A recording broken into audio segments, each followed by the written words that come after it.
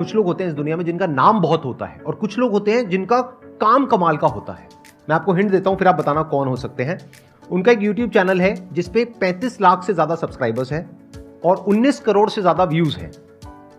वो क्या करते हैं, एक बुक को पढ़ते हैं, जिस बुक को पढ़ने में हो सकता है आपको 4 घंटे लगे, 5 घंटे लगे, उस बुक को पूरा वो पढ़ते हैं, फिर उसकी समरी बनाते हैं और शॉर्ट में 10 से 15 मिनट के अंदर अंदर उस समरी को आप लोगों के साथ में शेयर करते हैं।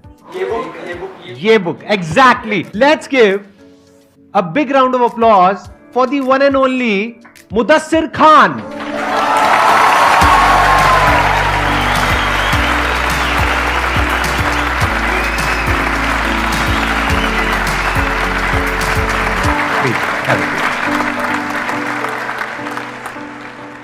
ये कहने में मुझे बिल्कुल भी दिक्कत नहीं होगी कि ये नॉलेज का और एक्सपीरियंस का भंडार है। जिस लेवल से इन्होंने शुरू किया है और आज जिस लेवल पर ये है, स्क्रैच से शुरू किया कुछ साल पहले, 6 साल पहले आई थिंक, राइट? और आज ये जिस तरह का ये काम कर रहे हैं, जिस लेवल पे काम कर रहे हैं और लाखों करोड़ों लोगों की जिंदगी को इन्फ्लुएंस कर रहे हैं, वो अपने आप में बहुत बड़ी इंस्पिरेशन है। आप बताएंगे आपकी स्टोरी क्या है, मतलब आपकी शुरुआत कैसे हुई, कब हुई, ये बुक्स में आपका इंटरेस्ट कहां से आया और कैसे आया? बुक्स में इंटरेस्ट बचपन से पापा की वजह से आया। पापा ने पहली बुक मुझे ला कर दी थी, एक मैजिक ट्रिक्स की बुक थी। मैं वो पढ़ता था और ड्राइंग होती थी, फोटोज़ भी नहीं होते थे उसमें, और वो ड्राइंग देख के मैं भी वो ट्रिक्स बनाता था और घर में बताता। प्रैक्टिकली करते थे, सबको दिखाते थे। उसके बाद वो बुक तो खत्म हो गई, सब बना लिए, सब बता दिए पापा से। वो लागली बुक पापा मुझे लेके चले गए बुक शॉप पर, 3-4 बुक्स और लेके आए। तो ऐसे ये बिल्ड हुआ रीडिंग में इंटरेस्ट। फिर उसके बाद आपने और बुक्स पढ़नी शुरू करी। और बुक्स पढ़नी फिर ये आइडिया कहाँ से आया आपके अंदर? क्योंकि आई थिंक 2016 में आपने अपना यूट्यूब चैनल शुरू किया था ये बुक के नाम से। हाँ। तो ये आइडिया कहाँ से आया आपके अंदर, कहाँ से आया कि मैं ये समरी बनाऊं और ये जो मैं फंसा हुआ था असल में 2003-4 की बात है। हम लोगों ने एक बिजनेस शुरू किया था, न्यूज़ एजेंसी। तो न्यूज़ देखिए, कुछ बिजनेस ऐसे होते हैं दुनिया में जो कभी बंद नहीं होते। न्यूज़ चैनल्स हैं, न्यूज़ एजेंसीज हैं, न्यूज़पेपर्स हैं, कभी भी बंद नहीं होते। 365 डेज इसमें काम होता है। पापा 18 दिन तक वेंटिलेटर पे थे हॉस्पिटल में उस दिन, तब भी पूरे 18 दिन में काम ही कर रहा था। उनकी डेथ हो गई, तभी मैं काम कर रहा था। उसके बाद एक मैंने न्यूज़पेपर में ऐड देखा, एक बुक फेयर लगा हुआ था। मैं चले गया और किलो से बुक्स मिल रही थी वहाँ। किलो के भाव से मिलती थी? किलो से बुक, ये मैंने पहली बार सुना है। ऐसी भी कोई बुक फेयर होती है? हाँ, एक बुक फेयर थी किलो से, एक रद्दी जैसा था वो, किलो से बुक्स। तो आप बेच भी सकते हैं, खरीद भी सकते हैं। हाँ, तो बढ़िया है। और मैं कलर ब्लाइंड हूँ, पीले कलर की एक बुक, मुझे कवर अच्छा लगा यार, येलो कलर में कलर ब्लाइंड। तो वो बुक थी use what you have got, Barbara Corcoran उसके ऑथर हैं। तो बारबरा भी यही प्रॉब्लम फेस कर रही थी जब उन्होंने बिजनेस शुरू किया था, कि वो अपना काम डेलीगेट नहीं कर पा रही थी। तो वो लिखती हैं कि देखिए, आप कभी भी अपने जैसा 100% ढूंढने जाओगे, नहीं मिलेगा कोई भी। आप जितना कर रहे हो, आपके 80% भी कोई कर रहा हो, वो काम उसे दे दो। यहाँ से मेरे ताले खुल गए दिमाग के। तब मैंने सोचा अब बुक्स का नॉलेज शेयर करेंगे। बुक्स में इतना पावर है, कोई एक बुक का एक आइडिया आपकी ज़िंदगी कंप्लीटली बदल सकता है। तो मैं वहाँ से निकला तो मैं यहाँ पहुँचा हूँ। अभी तो आगे, बहुत आगे जाने वाले हैं आप। Let's give big hand for him. ये छोटी चीज नहीं है, ये पहली बार एक पब्लिक प्लेटफॉर्म पर आए हैं और यहाँ पर आकर के बोल रहे हैं। इसके लिए बहुत करेज चाहिए।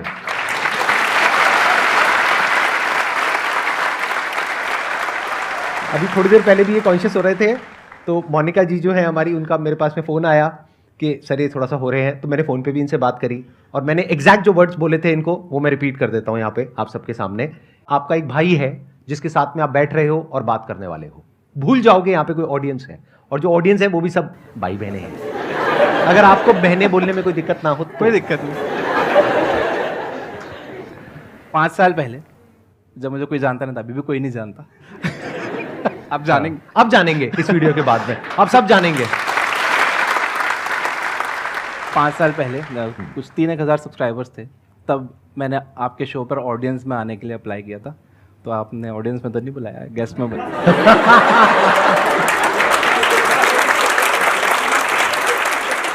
तो मुझे लगता है कि आने वाले कुछ महीनों में या सालों में इनमें से भी कई लोग आपके सामने यहाँ बैठे होंगे। 100%।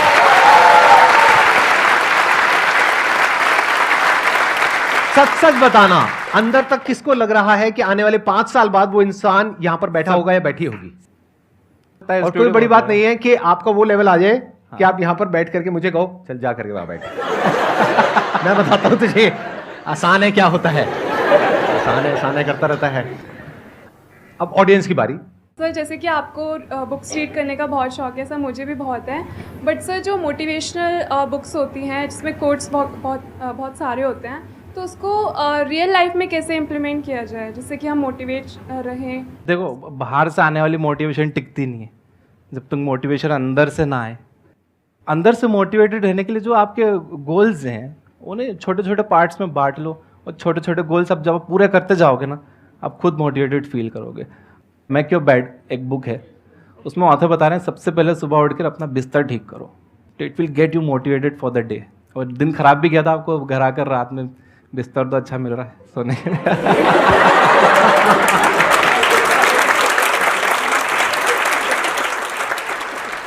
Thank you so much sir, most welcome. Invite करने के लिए। और मैं बहुत खुश हूँ, मुझे रात में नींद नहीं आई आपसे मिलने के लिए, मैं इतना एक्साइटेड था।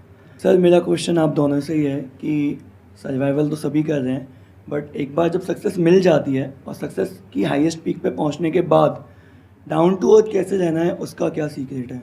आप ये सवाल पूछ रहे हो, टॉन्ट मार रहे हो? नहीं सर, मैंने देखा है सर, बहुत लोग सक्सेस मिलने के बाद ना, कितनों को समझ आया मैंने क्या कहा है? पैसा सर पे चढ़ जाता है लोगों के सक्सेस मिलने के बाद। हाँ हाँ बिल्कुल सही कह रहे हो। तो सर आप बिल्कुल सही कह रहे हो मेरे बारे में। नहीं सर, एक ना एक दिन तो सभी सक्सेसफुल हो ही जाएंगे अगर सर को फॉलो करेंगे, बट मैं ये जानना चाहता हूँ कि सक्सेस किसी भी फॉर्म में अगर मिलती है तो उस पर्टिकुलर जो सक्सेस मिली, जैसे किसी को नॉलेज बहुत हो जाए तो उसको नॉलेज का घमंड ना आ जाए, तो उसके लिए भी वो डाउन टू अर्थ कैसे है? आप एक काम करो ना, आपके हाथ में माइक है, तब सीधा ही मार दो। नहीं आप मार दो मुझे। सर आपके लिए नहीं है सर। घमंड नहीं दिखता है, गुस्सा दिखता है, और गुस्से के पीछे जरूरी नहीं है घमंड हो सकता है कोई वजह हो जो किसी को पता ना हो, और दूर से दुनिया देख करके कह रही है उसमें बहुत घमंड आ गया है। जैसे कोई आदमी है वो किसी से बात नहीं करता अपनी कॉलोनी में, लोग क्या कह रहे हैं, वो बहुत घमंडी है, उसको सक्सेस मिल गई है तो उसमें बहुत घमंड आ गया। अरे घमंड नहीं आया, वो इंट्रोवर्ट है, वो किसी से बात नहीं करता है। कोई इंसान है उसको कभी गुस्सा नहीं आता है, एक बार उसको गुस्सा आ गया तो पूरी दुनिया क्या कह रही है, वो घमंडी है। गुस्से में और घमंड में बड़ा फर्क है। जैसे पहले के जमाने में आपने कहानियां सुनी होगी, ऋषि मुनि होते थे, अपनी तपस्या कर रहे हैं, शांति से बैठे हैं, अपना काम कर रहे हैं, कोई आया उनकी तपस्या भंग करके चला गया तो उन्होंने उसको श्राप दे दिया, तो उनको गुस्सा आया ना, तो क्या वो घमंडी है? बहुत थिन लाइन है जिसको हम समझ नहीं पाते। बहुत ही थिन लाइन है जिसको हम समझ नहीं पाते हैं। यस। और उसको समझना बहुत ही कॉम्प्लिकेटेड है, क्योंकि उसमें इतने सारे फैक्ट्स इन्वॉल्व हैं जिसमें से 99% फैक्ट्स तो सामने वाले को पता ही नहीं होते हैं। यानी आपके पड़ोसी के बारे में 99% बातें हैं जो आपको पता ही नहीं है, और आप 1% के बेस पे उसको जज कर रहे हो। मतलब कि अपना ध्यान अपने काम पर रखो, और दुनिया का जो काम है वो उन पे छोड़ दो। दुनिया का काम है आपके काम में कमियां निकालना, करेक्ट। आपका काम है अपने काम को अच्छे से करना। करेक्ट। तो आप अपना काम करो, दुनिया को उनका काम करने दो। और जैसे आपने बताया शुरू में कि अगर कोई ज़्यादा बात नहीं करता किसी से तो ज़रूरी नहीं घमंडी, वो इंट्रोवर्ट हो सकता है। मैं भी इंट्रोवर्ट हूँ, और मुझे भी अभी रिसेंटली पता चला है कई लोग घमंडी बोलते हैं। ध्यान से समझना, यहाँ पे एक बहुत बड़ा पॉइंट है। जो लोग इनको घमंडी बोलते हैं और घमंडी समझते हैं, क्या मनी मन उनको इनके ऊपर गुस्सा नहीं आएगा, इनसे जेलसी नहीं होगी, उनको बदला लेने की भावना नहीं आएगी इनकी तरफ उनके मन में, जबकि इनके मन में उनके लिए कुछ भी नहीं है, बट उनके मन में आ चुकी है। अब उसका क्या इलाज है? ये दुनिया ऐसी ही है, तो दुनिया को दुनिया के हाल पे छोड़ दो।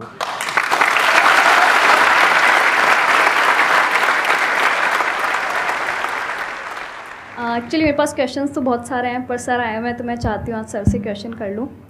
मेरे को भी काफ़ी शौक है बुक्स पढ़ने का, और मैं रेगुलर पढ़ती हूँ, बट प्रॉब्लम ये आ जाती है कि जब ज़्यादा बुक्स पढ़ते हैं तो वो बहुत सारी चीज़ें दिमाग में आ जाती है, तो कन्फ्यूज़न हो जाता है कि क्या चीज़ पकड़ के रखें, क्या छोड़ दें। पढ़ करके हम कंफ्यूज हो गए कि ये सही है या वो सही है, हाँ, या वो बुक इसी टॉपिक के बारे में ये कह रही है और दूसरी बुक कुछ और कह रही है। फिर हम सर के वीडियोस देखते हैं तो वो तो बिल्कुल ही अच्छे होते हैं और डिफरेंट होते हैं। तो सर को भी कमेंट्स आते, सर पहले आप ऐसा बोलते थे अब ऐसा बोलते हो। हाँ राइट, मेरे को भी ये सर, कमेंट्स but आते हैं। आपका वही तो ना, पहले आप कुछ अलग बोलते थे और अभी ऐसा नहीं कि कुछ गलत बोलते थे। नहीं आप भी बोल लो, कोई बात नहीं। नहीं सर, मैं तो हुई पंचिंग बैग, जो आपका जो लेवल है लाइक ना, अ punching bag.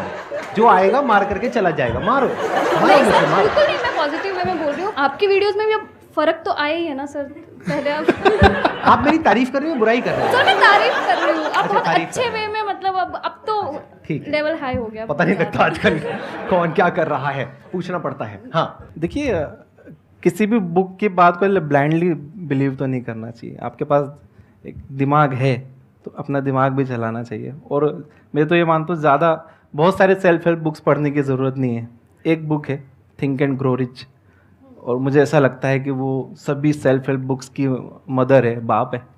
In terms of financial success, अगर फाइनेंशियली आपको सक्सीड होना है तो सेल्फ हेल्प बुक्स जितनी भी हैं, आई एग्री। हाँ, उसके बाद जितनी भी सेल्फ हेल्प बुक्स आई हैं, चाहे वो पावर ऑफ सबकॉन्शियस माइंड हो और भी जितनी, वो सब ऐसा लगता है कि थिंक एंड ग्रो रिच को देखकर ही लिखी गई है। दैट्स अ टेम्पलेट एक तरह से, थिंक एंड ग्रो रिच। और इस बुक का मेरी लाइफ पे भी बहुत बड़ा असर हुआ था।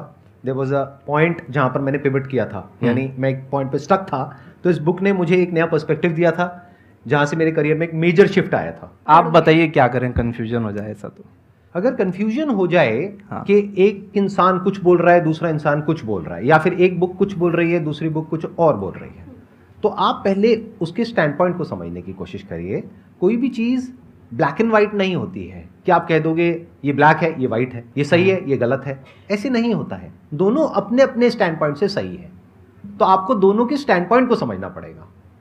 हो सकता है एक ही बुक एक पर्टिकुलर टॉपिक के बारे में एक पर्टिकुलर स्टैंड पॉइंट से कह रही है, और वही बुक उसी टॉपिक के बारे में किसी और स्टैंड पॉइंट से बिल्कुल ही Right. अपोजिट बात कह रही है। हो सकता है अभी आप मेरे से एक क्वेश्चन पूछो, उसका मैं आपको कुछ और जवाब दूं, बेस्ड अपॉन आपका बैकग्राउंड क्या है, आपकी प्रॉब्लम क्या है, उसके अकॉर्डिंग मैं आपको सोल्यूशन दूंगा ना। दूसरी तरफ से कोई और इंसान होगा जो सेम क्वेश्चन पूछेगा या पूछेगी, लेकिन उसका जो बैकग्राउंड है उसको मैं समझ करके हो सकता है उसको बिल्कुल ही एक अलग जवाब दूंगा। तो एक क्लियर कट आंसर कभी भी नहीं होता है। राइट। मुझे किसी का मैसेज आया था कि सर एक लड़की मुझे बहुत पसंद है, मुझे उससे ही शादी करना है, लेकिन घर वाले मानेंगे नहीं। ये जवाब उस लड़के की उम्र और बैकग्राउंड देखे बिना नहीं दे सकती। पता चला वो 15 साल का ही लड़का था। मतलब यार पढ़ाई पे ध्यान दे, करियर बना ले लड़कियां। उसको बोलो घर वाले नहीं सरकार भी नहीं मानेगी। सर कोई नहीं मानेगा। और वही कोई थोड़ा ज्यादा एज का होता है, उसके लिए अलग जवाब होता तो है। उसके लिए अलग जवाब होता। हाँ। इससे पहले कि ऑडियंस में से कोई आपसे कोई क्वेश्चन पूछे, मेरे माइंड में एक क्वेश्चन आ रहा है। हाँ। आज आपने काफी कुछ अचीव कर लिया है, तो आप थोड़ा सा बताइए अपने एजुकेशनल बैकग्राउंड के बारे में, और फिर आप बताइए कि आपके लिए आज की डेट में जो ये सक्सेस है, पैसा है, इस सब का क्या मतलब है? एजुकेशन 8th तक मैंने पढ़ा है, उसके बाद मैंने इन लोगों ने आसानी से मान भी लिया, कोई मानता ही नहीं है, किसी को बताओ तो नहीं नहीं आप झूठ बोल रहे हो, नहीं नहीं नहीं नहीं, नहीं। लगते तो नहीं हो। इससे पता लगता है कि ये फर्क नहीं पड़ता कि आपका बैकग्राउंड क्या है, ये फर्क पड़ता है कि आपकी विजन क्या है, कि आप जाना कहाँ चाहते हो। आप कहाँ से आ रहे हो वो मैटर करता है, लेकिन इतना नहीं करता है जितना कि आप कहाँ जाना चाहते हो। पापा ने सेल्फ लर्निंग पर ही फोकस करवाया, पूरा सेल्फ एजुकेशन। सीखो लोग कैसे बात करते हैं, केबीसी ये एंटरटेनमेंट के लिए मत देखो, बच्चन साहब कैसे बात करते हैं सीखो। बुक्स ला के दी थी उन्होंने, how to win friends and influence people. मुझे एक आदत हो गई थी, मैं बैठे बैठे से नाखून तोड़ने लग गया। 15-16 साल का था, पापा के सामने मैं कर रहा था। तो पापा ने बोला यार तुझे बड़ा हो गया, बड़े बड़े इंटरव्यूज देने, लोगों उसके इंटरव्यूज लेने, और तू ऐसा करेगा? रुको साहब ये, हाँ बोलो। तो बॉडी लैंग्वेज पे फिर उन्होंने बुक ला के दी, एलन पीस की एक काफ़ी अच्छी बुक है बॉडी लैंग्वेज। तो वो बताते थे ऐसा ऐसे हाथ रख के किसी से बात नहीं करना, ऐसा मैसेज जाता है कि आप उससे एग्री नहीं करते हो। तो सेल्फ लर्निंग पूरा पापा की साइड से। कोई नया वीडियो गेम लिया या कोई गैजेट आया घर में तो कहते थे नहीं पहले यूज़र मैनुअल पढ़ो। मैं बोलता था अरे पापा सिंपल है, ये पिन यहाँ लगाओ, ये लगाओ, ये चालू करो, हो गया। नहीं पहले यूज़र मैनुअल पढ़ोगे, पढ़ो देखो फिर करो। तो आपके फादर का बहुत बड़ा रोल है, बहुत आज बड़ा आप जो भी रोल है। कुछ हो उसमें। यस। और पैसे की बात जो आप कर रहे हैं, पैसा और सक्सेस आज की डेट ये में पैसा मैं मानता हूँ, पैसा इज लाइक अ टूल, जैसे स्क्रू ड्राइवर है। जैसे आपने वो देखी एक विलन फिल्म, उसमें रितेश देशमुख स्क्रू ड्राइवर से मर्डर करता है। तो स्क्रू ड्राइवर अच्छा था या बुरा था उसमें? स्क्रू ड्राइवर बुरा कैसे हो सकता है? यूज़ करने वाला बुरा था।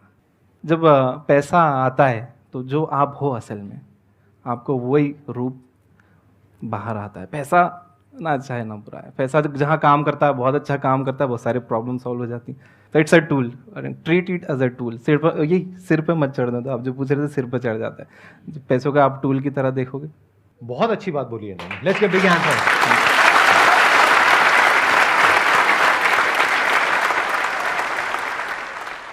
हेलो, अच्छा, ओके, नमस्ते लिप सर। रीड करेंगी, ओके।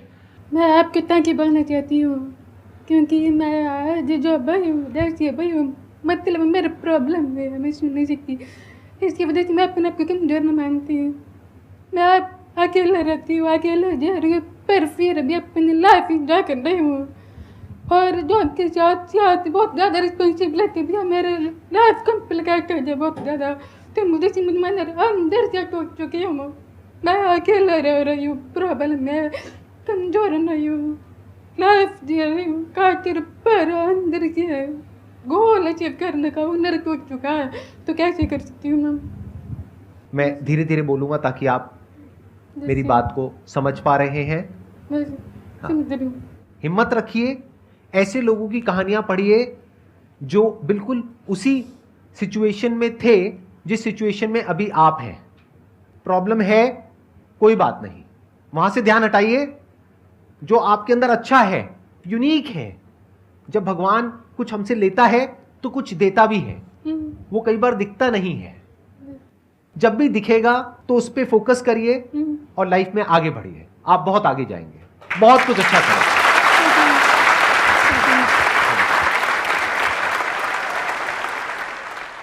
मुझे पूछना है मोटिवेशन के ऊपर। मैं बहुत ही इमोशनल पर्सन हूँ। मैं अपने डियर वंस को लेकर बहुत जल्दी घबरा जाती हूँ। अभी तक ये फीलिंग मुझे अभी मैं शिवर कर रही हूँ पूछते हुए, जो मैं आपसे पूछने वाली हूँ। आई एम सॉरी, मैं आपको रिमाइंड करा रही हूँ। जब आपके फादर वेंटिलेटर पे थे, आई नो कि वो टाइम बहुत स्ट्रगलिंग रहा होगा आपके लिए, आप शायद कुछ अचीव भी करना चाह रहे होंगे, तो क्या आप मुझे प्लीज़ थोड़ा इंस्पायर करेंगे, आपने कैसे उस टाइम को डील किया, कैसे मोटिवेशन हुई? उस टाइम मैंने कैसे डील किया, लेकिन यार टूट जाता है इंसान, डील क्या करेगा उससे। It takes time to recover. वो रिकवर ज़िंदगी भर नहीं हो सकते, आप हमेशा कमी लगेगी। क्या आपने भी किसी अपने को खोया है? सर ऐसा हुआ नहीं, बट मैं डरती हूँ। डरते हो कि ऐसा हो गया तो? हाँ सर। एक तो ये आपको एक दिमाग में बात बिठा के रखनी चाहिए कि कोई भी आपके साथ हमेशा रहने वाला नहीं है। आप रिमाइंड कराते रहना चाहिए, हर चीज़ टेम्प्ररी है। आप भी, मैं भी, हमारी फैमिलीज भी, हर रिश्ता टेम्प्ररी है। तो ये आप खुद को रिमाइंड कराते रहना चाहिए। Good morning sir. पहले गुड गुड मॉर्निंग। मॉर्निंग जी। जोश होता है कि नहीं यार किताब पढ़ लूँगा, एक दो किताब, एक दो लाइन पढ़ता हूँ, एक दो टॉपिक, थोड़ा 2-4-5 पेज पढ़ता हूँ, फिर एक दो दिन के बाद फिर ठंडा हो जाता हूँ। इनको ना थोड़ा सा गर्म कर दो आप।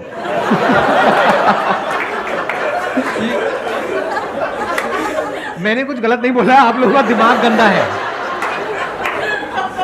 अश्लील लोग, उन्होंने बोला वो ठंडे हैं, मैंने कहा उनको गर्म कर दो बस। कैसे करना है, क्या करना है, वो इन दोनों के बीच की बात है। मैं कौन होता हूँ बीच में कुछ बोलने वाला? हाँ। 4-5 दिन के बाद जब फिर पढ़ना शुरू करता हूँ तो लगता है यार पीछे वाला तो आप कैसे पढ़ते हो? बेड पर पढ़ते हो? बेड पे भी पढ़ता हूँ। नहीं, बेड पर पढ़ना छोड़ दो, टेबल चाहिए, चेयर चाहिए। अब माहौल होना चाहिए पढ़ने का। बेड पर पढ़ोगे नींद आ जाएगी, क्या पढ़ पाओगे? 2-4 दिन 5 दिन करता हूँ, पर फिर जाके फिर वो देखो, आपके पास पर्पस होना चाहिए, वो किताब आप क्यों पढ़ रहे हो। वो कह रहे हैं पर्पस क्या है आपका वो बुक पढ़ने का, जो भी हाँ। बुक आप पढ़ रहे हो, पहले तो किस टाइप की बुक पढ़ रहे हो जो आप ठंडे हो रहे हो? तो ऐसी बुक पढ़ो ना, थोड़े गर्म हो जाओ।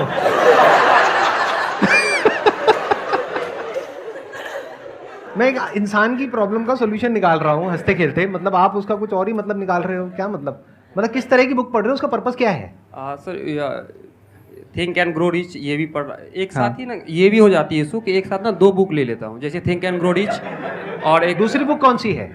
गुड डैड बैड डैड जो है, ये वाली। रिच डैड पुअर डैड की आप बात कर रहे हो? Sorry, rich dad poor dad. क्या पता हो। मेरे गाने में बहुत मस्ती होती है यार। तो अच्छा, तो आप अभी पढ़ रहे हो थिंक एंड ग्रो रिच। हाँ सर। तो अमीर क्यों होना चाहते हो भाई साहब? क्या करोगे अमीर होकर के? अमीर तो सर सब होना चाहता है, अमीर बनने का भी इतना कीड़ा नहीं है ना अंदर। कीड़ा तो सर बहुत है।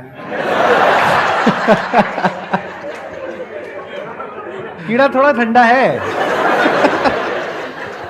कीड़े को गर्म करो। आपको कुछ कहना है इनको, मतलब? वो एक कीड़ा ठंडा है। हाँ, कभी कभी